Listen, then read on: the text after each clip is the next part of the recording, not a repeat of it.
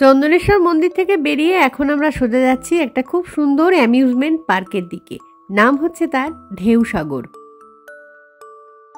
তো যেটা বলার আর কি, নতুন আরও একটা ভিডিও নিয়ে চলে এসেছি। আশা করি তোমরা খুব ভালো আছো, আর আমরাও বেশ ভালোই আছি। এই ঢেউসাগর পার্ককেই না ইদানিংকালে নিউ দীঘা ভ্রমণের প্রধান আকর্ষণ বলে মনে করা হয়।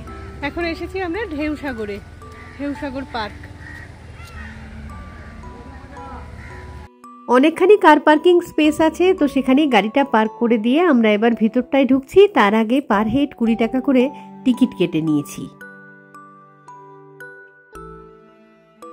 ভীষণই সাজানো গোছানো সুন্দর একটা পার্ক। তো এই জায়গা তো ছোটদের ভালো লাগবেই, আর বড়দেরও ভালো লাগবে। নানা ধরনের রাইডসও আছে, সামনের দিকে গেলেই সেগুলো দেখতে পাবো। তো আমি বলি কি যে এই জায়গাটা দিনের বেলায় না এসে বরং ওই পরন্ত বিকেলে বা সন্ধেবেলা এলে বেশি ভালো লাগবে, কারণ তখন থাকবে এখানে লাইটিং, আর মাঝে মাঝেই না এরকম সুন্দর সুন্দর মূর্তিগুলো রাখা রয়েছে। তো অনেকটা বড় পার্ক, তো সেই জন্য হাঁটাহাঁটি তো করতেই হবে কিছুটা। আর হাঁটতে হাঁটতে যদি ক্লান্ত হয়ে যাও, তার জন্য তো খাবার দাবারের অনেকগুলো স্টল রয়েছে, আইসক্রিমের স্টল রয়েছে। তো ইচ্ছে করলে সেগুলো একটুখানি খাওয়া যেতেই পারে। বেশ সুন্দর প্রাকৃতিক পরিবেশ, আশেপাশে ঝাউ গাছও চোখে পড়বে অনেকগুলো। তো এই জিনিসটা কি অ্যাকচুয়ালি বোঝা যাচ্ছে না, দেখে অনেকটা সাবমেরিন টাইপের লাগছে। তো পাশেই এটার বোটিং এর ব্যবস্থা রয়েছে, কিন্তু দেখাচ্ছি আমি সামনের দিকটায়। এই যে বাঁ দিকটা একটা ছোট্ট লেকের মতো দেখা যাচ্ছে, ওখানেই অ্যাকচুয়ালি বোটিং হয়। এই ধরনের বিভিন্ন রাইডসের কিন্তু খরচাটাও বিভিন্ন রকমেরই।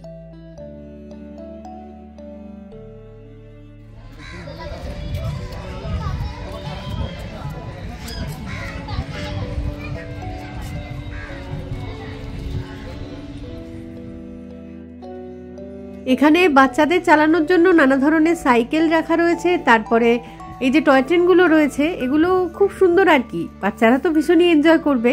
কিন্তু এই মুহূর্তে দেখছি বন্ধ রয়েছে।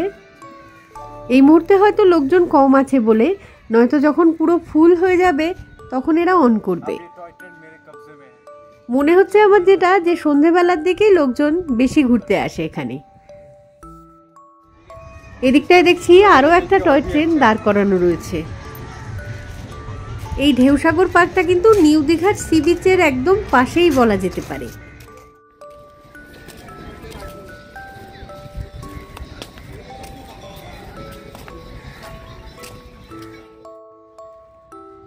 সুন্দর একটা চ্যারিয়েট টাইপের রয়েছে, তো ভিতরে বসে রিল্যাক্সও করা যেতে পারে, বা পাশে দাঁড়িয়ে একটা সেলফি তুলে নেওয়া যেতে পারে। রয়েছে একটা মিনি জু, যেখানে খরগোশ রয়েছে, পাখি রয়েছে। তো বাচ্চাদের ভীষণই ভালো লাগবে।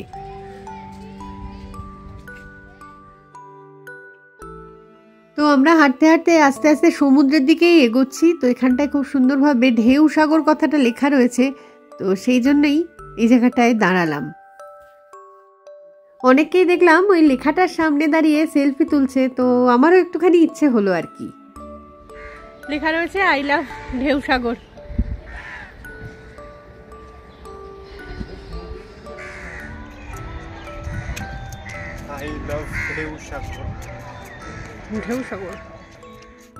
হাঁটতে হাঁটতে আমরা একদমই সমুদ্রের পাশেই প্রায় চলে এসেছি। তো এখানে রয়েছে একটা ময়ূরপঙ্খী নাও।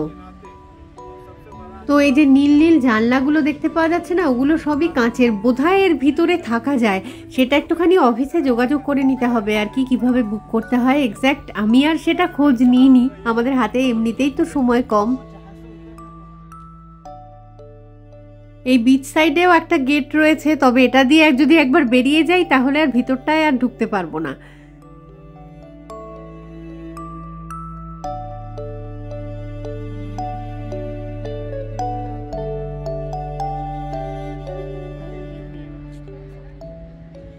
আরও অনেক কিছু দেখার রয়েছে এখানে, বাচ্চাদের জন্য প্রচুর রাইডস রয়েছে। তো একটুখানি হাতে সময় নিয়ে এসে সেগুলো এনজয় করতে হবে আর কি। ওই যে দূরে দেখতে পাচ্ছ সমুদ্র দেখতে পাওয়া যাচ্ছে।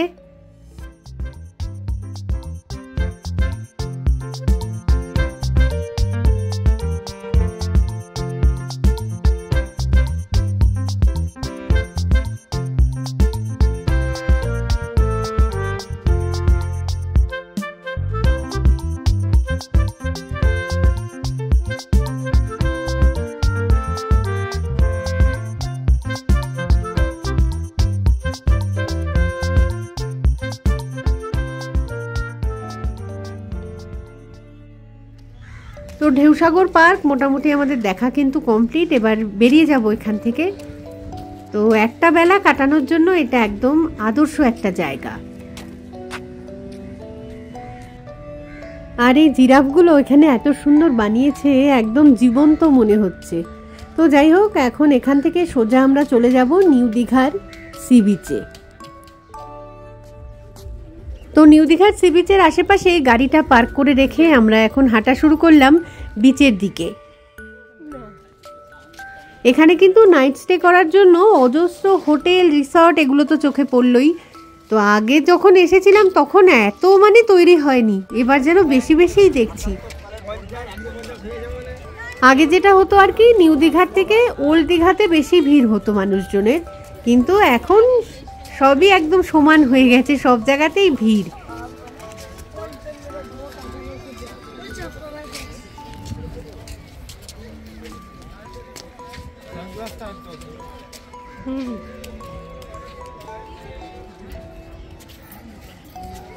সি বিচে অলরেডি কত মানুষ যে স্নান করতে নেমে গেছে, দূর থেকেই সব চোখে পড়ছে। তো আমরাও এগোচ্ছি সেই দিকেই।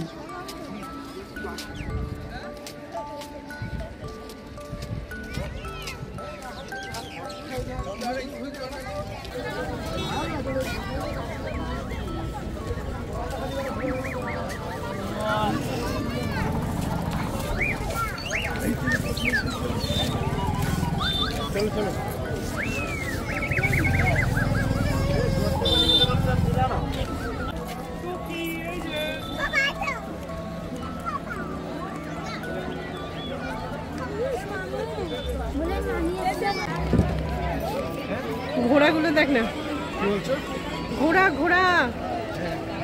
হ্যাঁ, জলের মধ্যে যাবো আমি।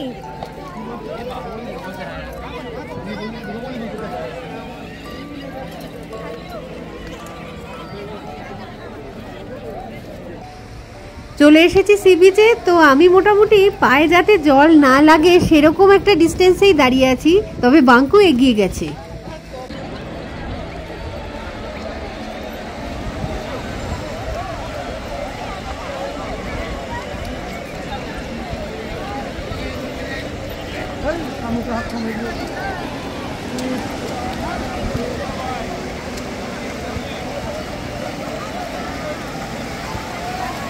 আমি আর যাবো না কিন্তু।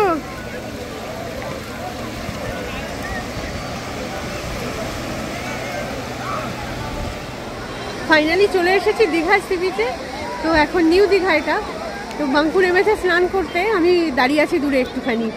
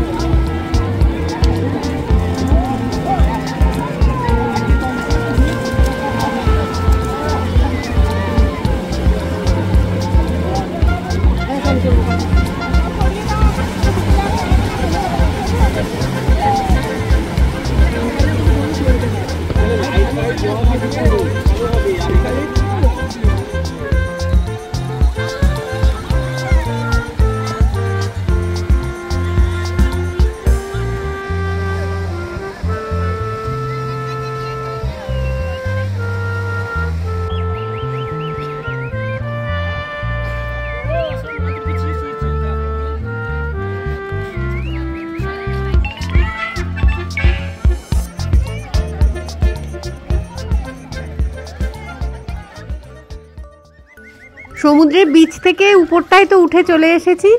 তো এখন যাচ্ছি গাড়ির দিকে, কারণ বাঙ্কু যেহেতু স্নান করেছে ওর জামা কাপড়গুলো সবই ভিজে গেছে, তো সেগুলোকে তো চেঞ্জ করতে হবে একটু। আর এখানে কি সুন্দর দোকানপাটগুলো সব বসেছে, ওগুলো দেখতে দেখতেই সামনের দিকে এগোচ্ছি আর কি। বাচ্চাদের খেলনার জিনিস, ঝিনুকের তৈরি নানা ধরনের শোপিস, তারপরে পেন, পেন্সিল, কত রকমের জিনিস যে পাওয়া যাচ্ছে। আর রাস্তার এই দিকটায় বসেছে ডাবের দোকানগুলো। এই যে সব ঝিনুকের জিনিস আর এই আয়নাগুলো কি সুন্দর দেখতে লাগছে।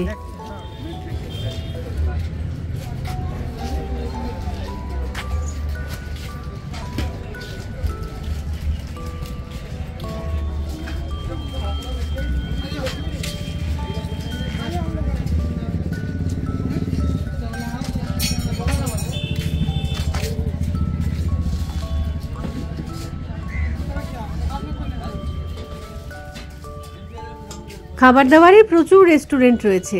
এছাড়া রয়েছে ব্যাগের দোকান, বাচ্চাদের খেলনার দোকান, ঝিনুকের তৈরি শোপিসের দোকান, তার সাথে দু একটা পার্লের দোকান দেখলাম। জানি না সেগুলো অরিজিনাল মুক্ত কিনা, তবে দেখতে কিন্তু জিনিসগুলোকে ভালোই লাগছিল বেশ। যাই হোক, এখানে আর না ঘুরে বরং আমরা রওনা দিই ওল্ড দীঘার দিকে। বাঁদিকে যেটা দেখা যাচ্ছে সেটা হচ্ছে দীঘার জগন্নাথ মন্দির। এটা আর কিছুদিনের মধ্যেই হয়তো তৈরি হয়ে যাবে ভালো করে। তো এখনই দেখতে এত সুন্দর লাগছে, তৈরি হওয়ার পরে ইচ্ছে রইল যে একবার না হয় আসবো আবার।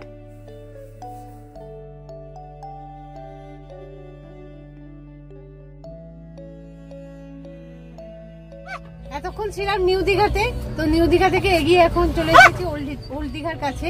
তো এখানে গাড়িটা পার্ক করে রেখে দেখি এখানে ঘোরা যায় কি না যায়, কতক্ষণ তারপরে বেরোবো। তো এখনো অবধি কিছু কেনাকাটা হয়নি আর কি। অনেকক্ষণ ধরে বলছি কিছু না কিছু কিনতে চাইছে টুকটাক, কিন্তু হবে বলে মনে হচ্ছে না, দেখা যাক।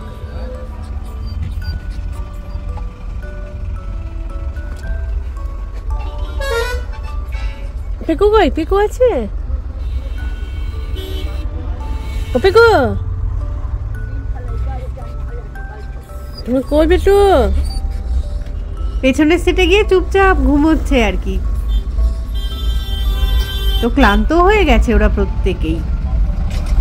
ওদিকে বাঙ্কু যেহেতু স্নান করেছে, তারপরে সেও কিছুটা ক্লান্ত। তো বাঙ্কুকে বললাম তুই গাড়িতে বস, আমি আর বাবাই বরং একটুখানি এই ওল্ড দীঘার সি বিচটা ঘুরে দেখে আসি। তারপরে আমি ফিরে এসে গাড়িতে বসে যাব, তুই তখন না হয় বাবাইয়ের সাথে একটুখানি মাছ ভাজা খেতে যাস।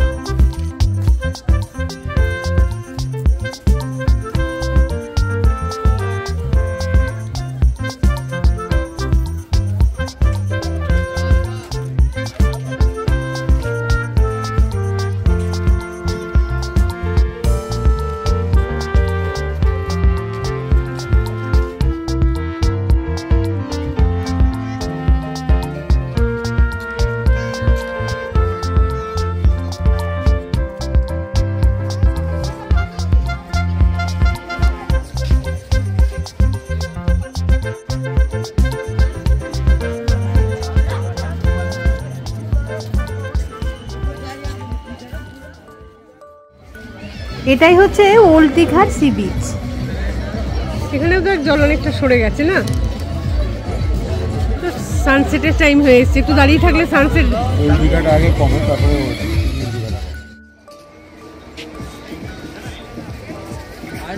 बोलता है ज्यादा भोसड़ी वाला का। अरे मर्द आप नहीं जानते, देखते नहीं है को ड्राइवरी पहले करने कौन सीखा? बोलिए। পরন্ত বিকেল একদম যাকে বলে আর কি, মানে কিছুক্ষণের মধ্যেই তো সানসেট হয়ে যাবে। জানি না ততক্ষণ থাকবো নাকি বাড়ির দিকে রওনা দিয়ে দেব। সবাই সেলফি তুলতে ব্যস্ত। এখানে কি সুন্দর করে যে এই সমুদ্র সৈকতগুলোকে সাজিয়েছে, মানে খুব ভালো লাগলো জায়গাগুলো দেখে। ভিড়ভাড়টা একটু কম হলে আরো বেশি মানে ভালো লাগতো। যাই হোক, ভিড় তো থাকবেই, তাই না? এত সুন্দর জায়গা তো তৈরি করাই হচ্ছে যাতে মানুষজন আসে। ঘোরা আজকে বেশ ভালোই হয়েছে আমাদের, কিন্তু যেটা ঝামেলায় পড়েছি সেটা হচ্ছে আমার ফোনের চার্জ একদম তলানিতে এসে ঠেকেছে এখন। ফলে যতক্ষণে আবার গাড়িতে গিয়ে না বসবো এবং গাড়ি স্টার্ট হবে, ততক্ষণ মানে ছবি তোলা একটুখানি মুশকিল হয়ে যাচ্ছে আর কি। শীতকাল, সেই জন্যই আর কি বেলা ছোট, তার ফলে তাড়াতাড়ি অন্ধকার নেমে আসছে আর কি। তো যাই হোক, আর কাজ বলতে এই যে বিচের আশেপাশে যে দোকানগুলো রয়েছে সেগুলো একটুখানি দেখবো। কাজু বাদাম বিক্রি হয় না, সেগুলো একটু বাড়ির জন্য কিনে নিয়ে যাওয়ার ইচ্ছে রয়েছে, দেখা যাক। তো দু একটা দোকান ঘুরে ঘুরে সেগুলোই দেখবো আর কি এখন।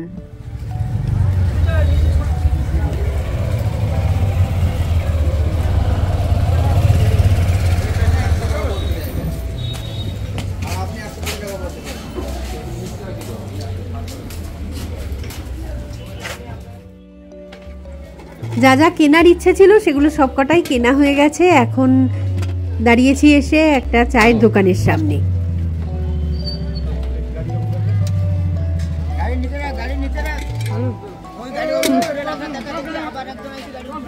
এই যে মাছ ভাজার দোকানগুলো সবেমাত্র খোলা শুরু করেছে, তো আমি না হয় গাড়িতে গিয়ে বসি, বাঙ্কু এবার বেরোক মাছ ভাজা খাওয়ার জন্য। ওটা প্রায় দীঘা ডে ট্যুর তো খুব ভালোই কাটলো, এখন প্রায় শেষের পথে আর কি। তো নিউ দীঘা তো দেখলাম, ওল্ড দীঘাও দেখলাম, দেখে এসে আমি তো গাড়িতে বসেছি এখন। তো বাঙ্কু বলছে যে মাছ ভাজাগুলো খাবে, তো সে কারণে বাঙ্কুর বাবা নিয়ে গেল বাঙ্কুকে একটুখানি মাছ ভাজা খাওয়াতে। তো যাক, ওরা খেয়ে আসুক, তারপরে না হয় বাড়ির দিকে রওনা দেবো। আজকে আর হোটেল টোটেলেও কিছু নিলাম না, জাস্ট ঘুরে বেরিয়ে এখন আবার কলকাতায় ফিরে যাচ্ছি আর কি, গড়িয়ার দিকে।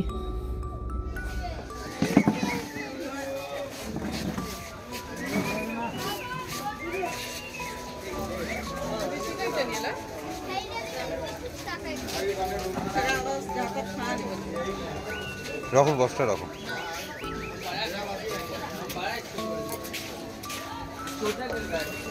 আমার না তোরই।